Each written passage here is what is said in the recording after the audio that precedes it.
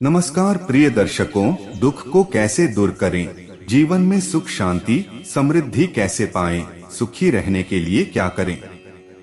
इसके लिए हर इंसान हर चीज की कोशिश करता है, हर जगह भटकता है, लेकिन उसे ये पता नहीं कि दुख कैसे दूर होगा, सुख शांति कैसे मिलेगी, समृद्धि कैसे आएगी। जो मनुष्य इस वीडियो को ध्यान से सुनकर समझेगा वो कभी दुखी नहीं होगा। वह इंसान हमेशा सुख और शांति के साथ जीवन बिताएगा। तो दर्शकों, यह वीडियो आपको वही हर चीज का समाधान देगा। तो वीडियो को ध्यान से और अंत तक जरूर सुनें और कमेंट में सच्चे दिल से जय श्री कृष्ण जरूर लिखें। मनुष्य के अंदर दुख, शोक, चिंता, भय या व्याकुलता आने के मुख्य रूप से दो ही कारण होते हैं। पहला, प्रिय या इच्छित वस्तु, परिस्थिति या व्यक्ति का वियोग हो जाना, और दूसरा, अप्रिय या अनिष्ट वस्तु, परिस्थिति का संयोग या प्राप्ति का हो जाना। इन दोनों परिस्थितियों में कुछ व्यक्ति बहुत अधिक दुखी या व्याकुल हो जाते हैं और मानसिक तनाव के कारण बीमार हो जाते हैं, परंतु कुछ व्यक्ति विपरीत या प्रतिकूल परिस्थिति में कम प्रभावित होते हैं या उससे जल्दी बाहर निकलकर अपने दैनिक क्रियाकलापों में व्यस्त हो जाते हैं। वे जानते हैं कि अनुकूल प्रतिकूल परिस्थितियां तो सभी के जीवन में आती जाती रहती हैं। हमेशा एक सी ही स्थिति नहीं रहती, क्योंकि प्रकृति में भी लगातार परिवर्तन होता रहता है। इन दोनों प्रकार के व्यक्तियों के अलावा कुछ लोग ऐसे भी होते हैं जो काल्पनिक स्थिति का विचार करते रहने के कारण भयभीत या व्याकुल रहते हैं। जैसे कहीं मुझे कोविड या दूसरी कोई बड़ी बीमारी न हो जाए, उस समय मेरा या मेरे परिवार का क्या होगा, या यदि उनके परिवार का कोई व्यक्ति गाड़ी से घर से बाहर गया है, तब वे यह सोचकर व्याकुल होते रहते हैं कि कहीं रास्ते में कुछ हो न जाए। भगवान ने गीता में कहा है कि जिस मनुष्य के व्यवहार या क्रियाकलापों से दूसरे मनुष्य उद्विग्न या व्याकुल नहीं होते, या वह स्वयं भी दूसरे मनुष्यों से उद्विग्न नहीं होता, जो सुख दुख या ईर्ष्या, भय और उद्विग्नता से रहित है, वह मनुष्य मुझे प्रिय है। इस श्लोक में भगवान ने 3 बार उद्वेग के विषय में कहा है। अन्य शास्त्रों में भी 3 प्रकार के ताप या दुख का जिक्र आता है। गीता में आता है, दुखों की प्राप्ति होने पर जिसके मन में उद्वेग नहीं होता, सुखों की प्राप्ति में जो सर्वथा इच्छारहित है, जिसके राग, भय और क्रोध नष्ट हो गए हैं, ऐसा व्यक्ति स्थिर बुद्धि कहा जाता है। इसलिए स्थिर बुद्धि वाला मनुष्य उपरोक्त तीनों प्रकार की परिस्थिति आने पर भी बहुत व्याकुल नहीं होता। उसमें कोई बहुत बड़ी हलचल नहीं होती, वह शांत रहता है। तब वह अपना कार्य और भी विचार पूर्वक सावधानी के साथ करते हुए उस प्रतिकूल परिस्थिति से बहुत शीघ्र ही बाहर निकल जाता है। यदि हमें अपना कार्य पूरा करने के बाद इच्छानुसार परिणाम प्राप्त नहीं हुआ, तब हमें व्याकुल होने के स्थान पर उस पर भली भांति विचार करना चाहिए कि कहां पर हमसे कमी रह गई। उस पर ध्यान रखते हुए भविष्य में फिर प्रयास कर सकते हैं।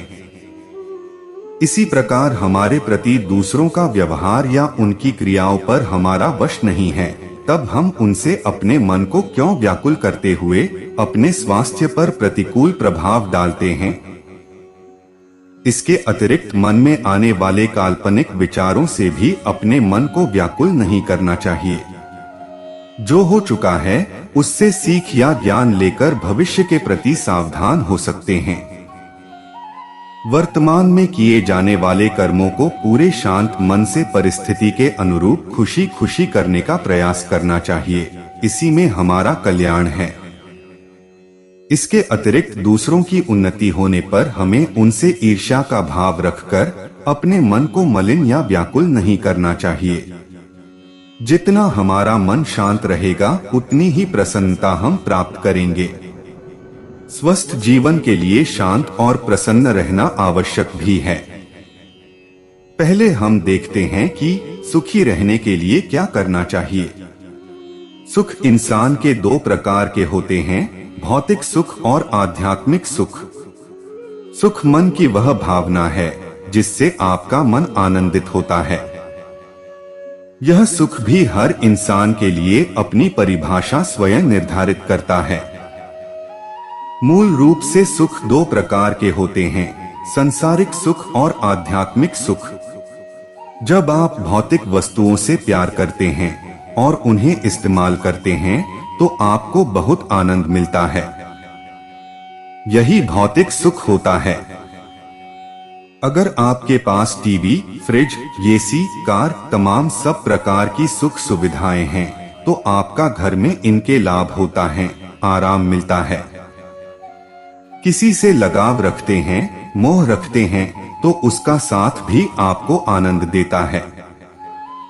यह संसार एक सुख हुआ है, इसे हम संसारिक सुख कहते हैं।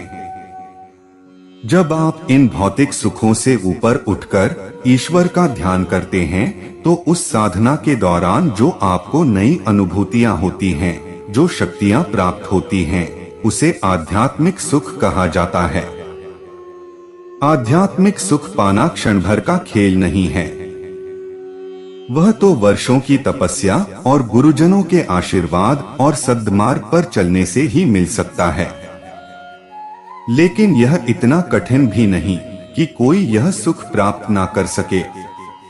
आध्यात्मिक सुख ईश्वर चिंतन, मनन और साधना का मेल है।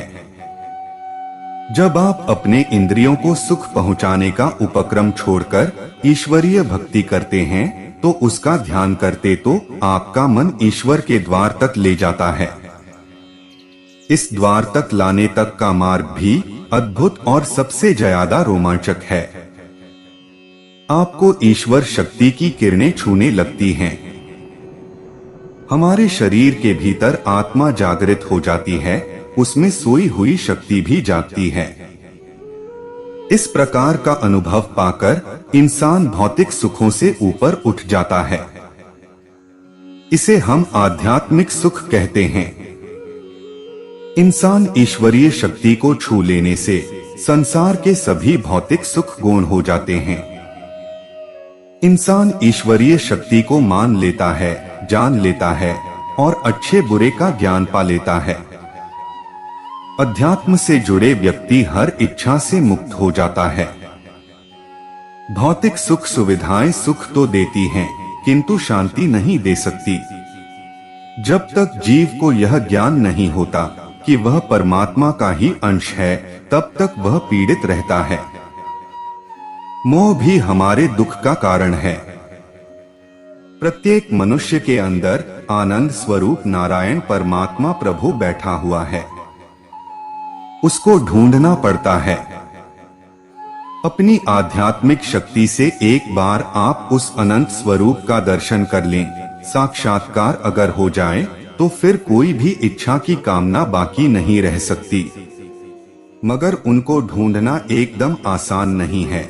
जैसे दूध में छिपा हुआ घी विद्यमान रहता है, उसको रगड़कर प्राप्त किया जा सकता है।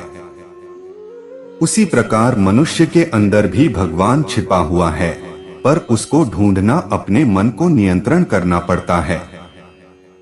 तब जाकर आध्यात्मिक सुख प्राप्त कर सकते हैं। मनुष्य के अंदर भीषण तृष्णा, लोभ, लालच, अनेक प्रकार की बीमारियां भरी पड़ी हैं। उन्हीं के कारण मनुष्य अशांत, दुखी, व्याकुल, टेंशन में रहता है। और यह तृष्णा ऐसी है कि सारी पृथ्वी को जीत लेने पर भी शांत नहीं होती और बढ़ती ही जाती हैं। इच्छा एक ऐसी बीमारी है जो कभी भी खत्म नहीं हो सकती। संतोष मिलने से सब सुख प्राप्त हो जाते हैं। संतोष की प्राप्ति से प्रभु की कृपा एकदम आसान है। हम चाहे तो आध्यात्मिक सुख अपने आसपास ढूंढ सकते हैं। सुख पाने के लिए जंगल और पहाड़ की गुफाओं में जाने की जरूरत नहीं होती, न ही भगवा वस्त्र धारण की। सिर्फ संतुलन आचरण और मन को नियंत्रित करके सुख के केंद्र की ओर ले जाता है। आध्यात्मिक सुख आपको भटके हुए को भी गलत रास्ते पर चलने से बचाता है, उसे सही दिशा बताता है। इस राह पर चलने से कभी भी नुकसान नहीं होगा। इस रास्ते पर चलने से भला ही भला होगा। ये सोचकर ही आपको मानसिक सुख प्राप्त हो जाएगा। अगर आपकी सुझाव या मार्गदर्शन से कोई एक इंसान भी इस राह पर चल पड़ता है, अगर आप जानबूझकर भी अपने आप को गलत मार्ग पर जाने से नहीं रोक सकते, तो आपको मानसिक कष्ट झेलना पड़ेगा। यही छोटे छोटे अनजान सुख हैं जो परोपकारी और संतुलन जीवन आचार से हासिल होते हैं। मानव शरीर के लिए सुख टॉनिक है, लेकिन दुख उस घुन की तरह है जो हमारे शरीर को भीतर से खोखला कर देता है। कुछ लोग यह देखकर ही दुखी हो जाते हैं कि सामने वाला सुखी क्यों है, उसके पास गाड़ी व घर क्यों है, अच्छे कपड़े क्यों हैं। आपको अपने ऐसे विचारों की दिशा बदलनी होगी। सच्चा सुख तभी होगा जब हम कोई ऐसा काम करें जिससे हमारे आसपास के लोग भी सुख का अनुभव करें। अगर किसी के बिगड़ते काम को संवार दें तो हमारा मन भी खुश होगा और जिसका काम संवर जाएगा वह भी खुश होगा। यही सच्चा सुख है। जरूरत है हमें अपने विचारों और इरादों में थोड़े से बदलाव की। सुख हमारे आसपास ही है। जरूरत होती है मन की आंखों से उन्हें खोज निकालने की। अध्यात्म ज्ञान से आत्मा को पहचानने की आसानी हो जाती है। आत्मा को परमात्मा प्रभु नारायण से जोड़ सकता है। अध्यात्म ज्ञान को जीवन में सर्वोपरि स्थान देना चाहिए। अध्यात्म ज्ञान से सुख शांति मिलती है और जल्दी ही प्रभु के दर्शन भी संभव है। अध्यात्म ज्ञान धरती को भी मां समझता है, नदी और पहाड़ों को भी सजीव समझता है। विज्ञान जीव को तत्व समझता है और अध्यात्म तत्व को भी चैतन्य मानता है। इसीलिए कहा गया है कि भौतिक सुख से ज्यादा बढ़कर अध्यात्म सुख सबसे बड़ा सुख है। जिस इंसान ने आध्यात्मिक सुख की पहचान कर ली, उसको किसी और वस्तु की इच्छा नहीं होती। भगवान अपने महल छोड़कर अधिकतम सुख की ओर निकल पड़े थे। उसके महलों में किसी भी प्रकार का कोई कमी नहीं थी। फिर भी उसको आत्मा और परमात्मा को जानना सबसे बड़ा सुख लगता था। इसलिए कहा गया है, संसार के सारे सुख एक तरफ और आध्यात्मिक सुख सबसे बड़ा सुख है। सच्चा सुख क्या है? भगवान के दर्शन करने तथा उनके प्रवचन सुनने वालों का तांता लगा रहता था। एक भक्त ने संत से पूछा, सच्चा सुख क्या है? बुद्ध ने उत्तर दिया, संदेह नहीं कि मानव के जीवन में उतार चढ़ाव आते रहते हैं, कभी सुख तो कभी दुख। कभी जीवन में आदर सत्कार मिलता है तो कभी अपमान भी झेलना पड़ता है। जो व्यक्ति विपरीत स्थितियों में भी मन का संतुलन बनाए रखता है, वह सदैव सुखी रहता है। भगवान ने आगे समझाते हुए कहा कि हर अवस्था में अपने मन का संतुलन बनाए रखना, घोर कष्टों में भी मुस्कुराने की आदत बनाए रखना ही सुख की सबसे बड़ी कुंजी है। अपने आप को संयम रखने वाला दुख में भी सुख का अनुभव करता है। राजा सिकंदर की छोटी सी कहानी से समझते हैं। सिकंदर ने आधी दुनिया जीत ली थी, पर जब मरा तब 3 इच्छाएं थी।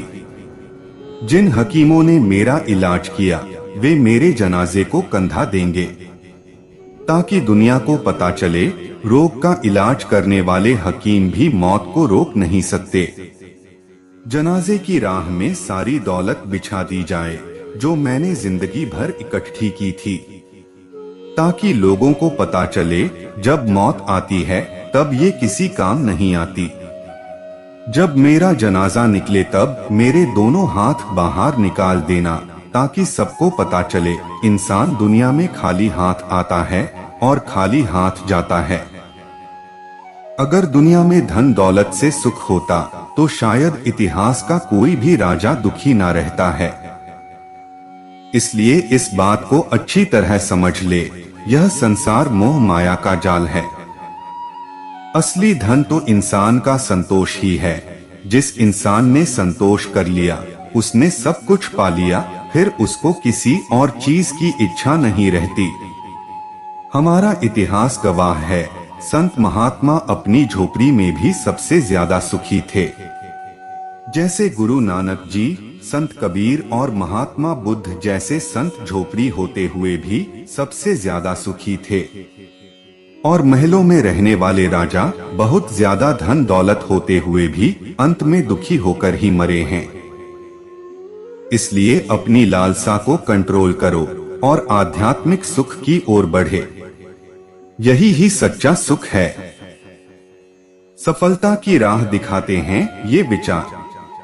कुछ अगर आपके विचार अच्छे हैं, अपने स्कूल समय में अच्छी पढ़ाई की है और खुद को अनुभव की धार से तराशा है, तो आपकी जिंदगी भी एक शानदार इमारत की तरह है जिसे कोई तूफान भी हिला नहीं सकता।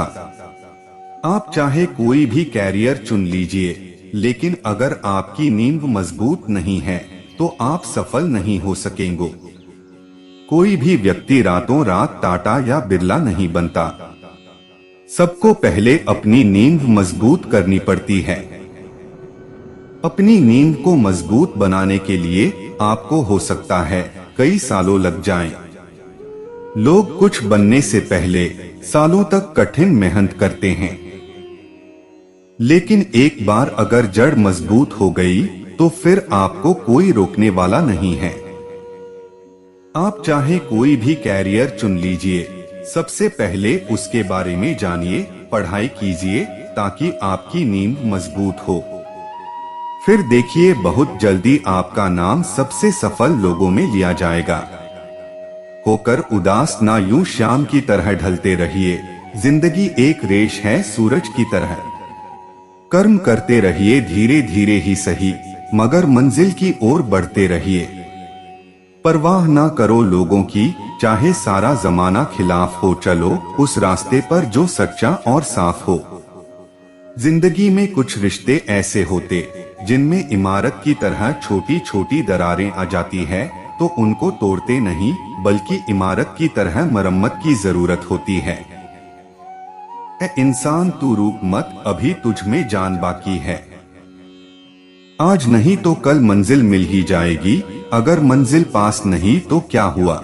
आज नहीं तो कल दुनिया मुट्ठी में आ ही जाएगी, बस अपने लक्ष्य पर ध्यान रखना जरूरी है। इतनी आसानी से नहीं मिलती रब की मेहरबानियां, बस अभी कुछ और इम्तिहान बाकी है। जिंदगी की रेस में हौसला जरूरी है, जीतने के लिए बस थोड़ा और सब्र जरूरी है। ए इंसान, खुदा ने ना जाने तेरे मेरे जैसे कितने मिट्टी से बनाकर मिट्टी में दबा दिए। इतिहास के कुछ लोग जिनको लगता था हमारे बिना कोई पत्ता नहीं हिला सकता, उनके बिना भी संसार चल रहा है। भगवान ने सबकी पेट भरने की जिम्मेवारी ले रखी है, पेटियां भरने की नहीं। अपनों पर उतना विश्वास रखो जितना ठीक होने के लिए कड़वी दवाइयों पर रखते हो। बेशक थोड़े कड़वे होंगे पर फायदे के लिए होंगे। जिंदगी में कुछ ऐसा कर जाओ कि आने वाले समय आपके संघर्ष की कहानी की किताबें छप जाएं।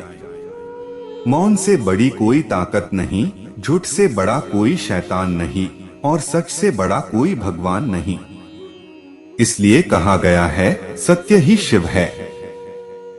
अगर आप अच्छी सोच रखते हो तो यकीन मानिए आप दुनिया के सबसे अमीर व्यक्ति हो।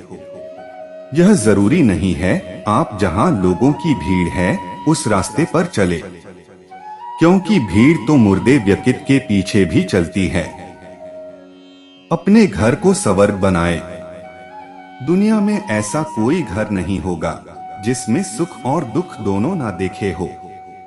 किसी को पहले और किसी ने बाद में यह दोनों परिस्थितियां झेली हुई है, चाहे वह किसी भी रूप में आई हो। अपने घर को स्वर्ग बनाने के लिए क्या करें और क्या ना करें, आज हम आपको ऐसे कुछ शास्त्रों और संतों के द्वारा बताएं उपाय बता रहे हैं। जिस घर में सभी भाग्यशाली लोग एक साथ खाना खाते हो और इकट्ठे रहते हो, वहां सदा विष्णु भगवान और लक्ष्मी जी वास करते हैं। वह घर स्वर्ग के समान है। जिस घर में नित्य प्रति अपने माता पिता, गुरुजनों, बड़ों को चरण स्पर्श प्रणाम करता हो, वृद्ध माता पिता, गुरुजन की सेवा होती हो, वहां मां लक्ष्मी हमेशा विराजमान रहती है। जिस घर में बड़ों द्वारा सभी छोटों को प्यार, प्रेम, शिक्षा, ज्ञान मिलता हो और ऊंची ऊंची आवाज में कोई बात नहीं करता हो, घर में हंसने की आवाज आती रहती हो, उस घर पर हमेशा भगवान की कृपा बनी रहती है। जिस घर में प्रत्येक दिन दोनों समय प्रभु नारायण की पूजा पाठ, धर्म कर्म, आरती, कीर्तन, धूप, देव, हवन आदि होती हो, उस घर में भगवान स्वयं आकर वास करते हैं। जिस घर में हफ्ते में कम से कम एक दिन सत्संग, भजन, कीर्तन होता रहता हो और कुत्तों को रोटी, गाय को गुड़ रोटी, भिखारी को भिक्षा मिलती हो, जिस घर में सच्चे साधु, महात्मा, संत, ज्ञानी, अतिथि सेवा मान मिलता हो, वह घर किसी स्वर्ग से कम नहीं है। जिस घर में तंबाकू, शराब, जुआ, मांसाहार, मछली, अंडा किसी भी रूप में कोई भी सदस्य खाता पीता नहीं हो, वह घर भी स्वर्ग के समान है। नकारात्मक सोच को खत्म करे, मकान कच्चा हो या पक्का, इस बात से कोई फर्क नहीं पड़ता। उसमें रहने वाले आपस में प्रेम से रहते हो तो वह घर स्वर्ग के समान है। घर के मंदिर का शिलान्यास प्रेम और संभाव की शिक्षा पर आधारित होना चाहिए। जीवन प्रसन्नता पूर्वक तभी व्यतीत हो सकता है जब परिवार में रहने वालों में स्नेह और स्वभाव में मधुरता हो। परिवार का वातावरण यदि वाद विवाद और कलह से ग्रस्त हो, तब जीवन में शांति और मधुरता नहीं आ सकती। शुद्ध और पंगु मानसिकता से ऊपर उठकर जीवन को मधुर उत्तम बनाना चाहिए, नहीं तो घर नर्क के समान हो जाता है। जिस घर में प्रभु की पूजा अर्चना नहीं होती हो, हमेशा अशांति का वातावरण बना रहता हो, स्वाभाविक है वह घर नर्क के समान है। जो लोग कभी किसी का भी भला नहीं चाहता, कभी भी कोई परोपकार नहीं करता, उनसे हमेशा दूर ही रहना चाहिए। ऐसे लोग हर समय दुखी रहते हैं, मगर बाहर से दिखावे के लिए हंसते रहते हैं और अपने पड़ोसियों जलन रखते हैं। ऐसे लोग दूसरों को दुखी देखकर खुश होते हैं और दुख दर्द में कभी किसी को सहारा नहीं देते, मगर उन्हें दुख देखकर खुशी होती है। वह अपने परिवार वालों को भी कष्ट देते हैं और छोटों को प्यार नहीं करते और बड़ों का सम्मान नहीं करते और आदर मान नहीं देते। ऐसे लोग नरक भोगी होते हैं। ऐसे लोगों को घर किसी नर्क से कम नहीं है। अगर हो सके तो ऐसे लोगों के घर कभी भी भूलकर पानी तक ना पिए। ऐसे लोग आप आकरण ही दूसरों के काम बिगाड़ देते हैं, दूसरों को नुकसान कर देते हैं, जो अपना कुछ पाने के लालच से दूसरों का 10 गुना भी नुकसान करने से नहीं रुकते। ऐसे मनुष्य को उसके दोष कर्मों की सजा प्रभु उसे अवश्य देता है और उसे भोगना भी पड़ता है। अपने पास दोष, बुरे विचारों को कभी मत आने दो और दूसरे लोगों को शिक्षा देकर उन्हें सुधारने की चेष्टा करो। गंदे विचारों के कारण स्वार्थी आदमी अपने लिए तो दुख पैदा करता है और औरों को भी दुखी कर देता है। मनुष्य 3 प्रकार के होते हैं। संसार में मनुष्य 3 तरह के होते हैं, एक मध्यम और उत्तम। जो मनुष्य विघ्नों के भय से कोई काम शुरू ही नहीं करते, वह नीचे स्तर के होते हैं। और जो काम तो शुरू कर देते हैं, पर विघ्न बाधा आते ही बीच में ही काम छोड़ देते हैं, वह मध्यम स्तर के होते हैं। जो व्यक्ति विघ्न पर विघ्न होने पर भी काम को पूरा करके ही दम लेते हैं, वो मनुष्य उत्तम होते हैं। आपको उत्तम ही बनना है। इसलिए आप अपने सोच को सकारात्मक रखो, आप भी अपने घर को स्वर्ग बना सकते हैं। नेगेटिव सोच वाले लोग अपने घर को हमेशा अंधकार की ओर ले जाते हैं, पर आपने अपने घर को स्वर्ग बनाना है। इसलिए हमेशा अच्छा सोचो और आपके साथ अच्छा ही होगा। यह मेरा अपना अनुभव है। जो लोग सुख शांति चाहते हैं, उन्हें गलत इच्छाओं और लालच को जल्दी से जल्दी छोड़ देना चाहिए। अधिकतर सुख शांति पाना चाहते हैं, लेकिन उनका मन लालच में फंसा रहता है। जो लोग अपनी मेहनत से कमाए धन से संतुष्ट नहीं होते हैं और दूसरों की संपत्ति को पाने की कोशिश करते हैं, उनका मन कभी भी शांत नहीं हो सकता है। गीता में इस संबंध में श्री कृष्ण ने अर्जुन को उपदेश दिया था। श्रीमद् भगवद गीता के दूसरे अध्याय के 14वें श्लोक में श्री कृष्ण अर्जुन से कहते हैं, सुख दुख तो सर्दी गर्मी की तरह है। इनका आना जाना सर्दी गर्मी के आने जाने जैसा है। सुख का आनंद लें, लेकिन दुख को भी सहन करना सीखना चाहिए। जिसने गलत इच्छाओं और लालच को छोड़ दिया है, सिर्फ उसे सुख शांति मिल सकती है। कोई भी इंसान इच्छाओं से मुक्त नहीं है, लेकिन गलत इच्छाओं को हम जरूर छोड़ सकते हैं। दूसरों की संपत्ति को देखकर मन में उसे पाने की इच्छा होना ही लालच है। ऐसी इच्छा को पूरा करने के लिए लोग गलत काम भी करने लगते हैं। इनकी वजह से मन अशांत हो जाता है। इसीलिए लालच से बचें। सुख हो या दुख, हर परिस्थिति संभाव रहना चाहिए। संभाव यानी सुख में बहुत ज्यादा खुश नहीं होना चाहिए और दुख में दुखी नहीं होना चाहिए। हर परिस्थिति में धर्म के अनुसार आगे बढ़ते रहना चाहिए। भगवान का ध्यान करें, लेकिन कर्म भी जरूर करें। गीता के 8वें अध्याय के 7वें श्लोक में श्री कृष्ण ने कहा है, तुम मेरा ध्यान करो, लेकिन अपना कर्म भी जरूर करो। अपना काम बीच में छोड़कर केवल भगवान का नाम लेते रहने से जीवन सफल नहीं होता है। कर्म किए बिना जीवन सुखी और सफल नहीं हो सकता। सिर्फ कर्म करने से ही हमें वह सिद्धि मिल सकती है जो संन्यास लेने से भी नहीं मिलती। श्री कृष्ण ने कर्म को ही महत्वपूर्ण माना है। जो लोग कर्म छोड़कर सिर्फ भक्ति करते हैं, उनका जीवन दुखों से घिरा रहता है। शास्त्रों में भी यही बताया गया है कि व्यक्ति को धर्म के मार्ग पर चलते हुए अपना कर्तव्य पूरा करना चाहिए। श्री कृष्ण ने धर्मराज युधिष्ठिर को बताया था, यूं तो जीवन में सुख समृद्धि पाने के लिए लोग कई तरह के उपाय अपनाते हैं, लेकिन आज हम जिन उपायों के बारे में बात कर रहे हैं, कहा जाता है कि इनके बारे में स्वयं श्री कृष्ण ने महाभारत काल में युधिष्ठिर महाराज को बताया था। तो महाभारत काल में धर्मराज युधिष्ठिर ने श्री कृष्ण से पूछा कि घर में सुख समृद्धि का वास बना रहे, इसके लिए क्या करना चाहिए। तब श्री कृष्ण ने उन्हें कुछ ऐसी वस्तुओं के बारे में बताया जिन्हें हमेशा ही अपने घर में रखना चाहिए। कहते हैं इनके घर में होने से लाइफ में खुशियां ही खुशियां होती हैं। साथ ही धन धान्य की कभी भी कोई कमी नहीं होती। मान्यता है कि घर के मंदिर में नियमित रूप से गाय के घी का दीपक प्रज्वलित करना चाहिए। साथ ही भोग भी लगाना चाहिए।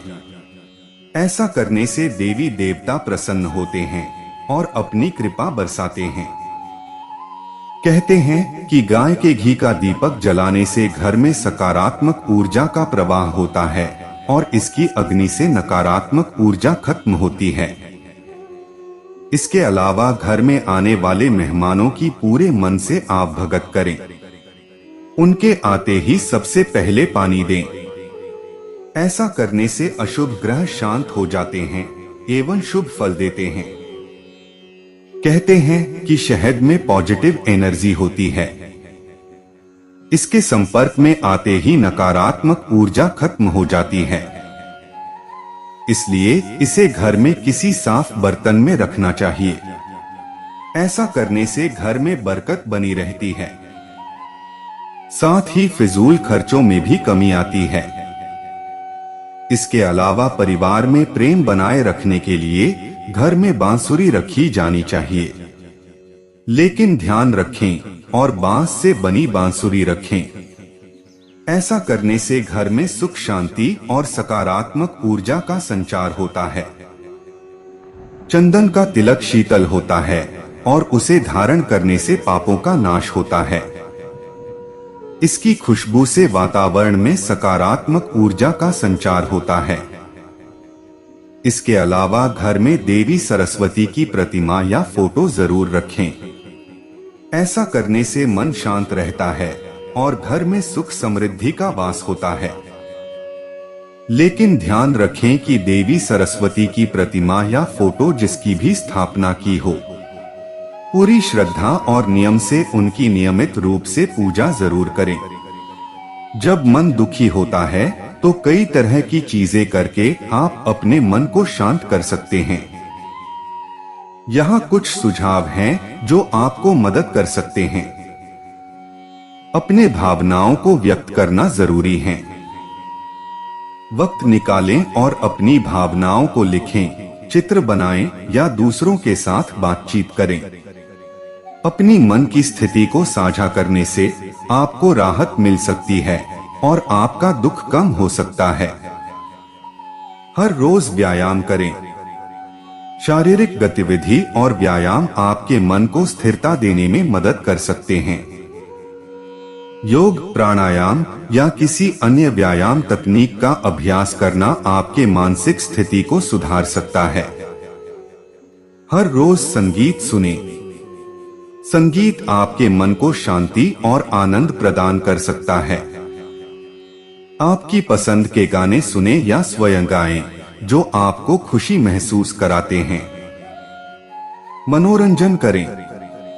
किसी अपने पसंदीदा गतिविधि में समय बिताएं, जैसे कि किताब पढ़ना, फिल्म देखना, कला या शौक के साथ समय बिताना।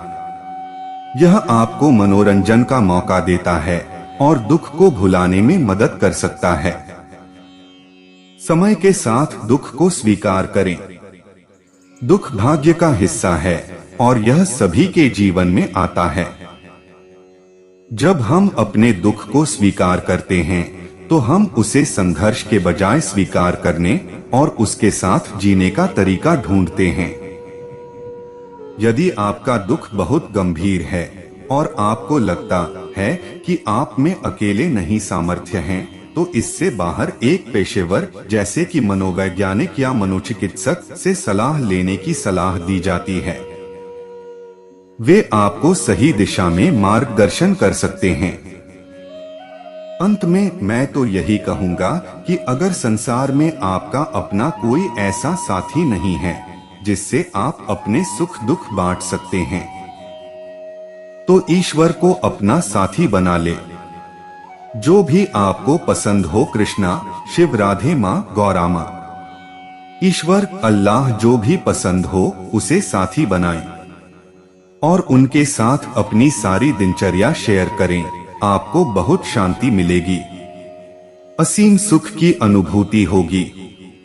तो प्रिय दर्शकों, उम्मीद करता हूँ कि आपको वीडियो पसंद आया होगा और आप हमारे चैनल पर नए हो तो वीडियो को लाइक और चैनल को सब्सक्राइब जरूर करें। आपके एक लाइक से ही हमें प्रेरणा मिलती है और हम मोटिवेट होते हैं। धन्यवाद।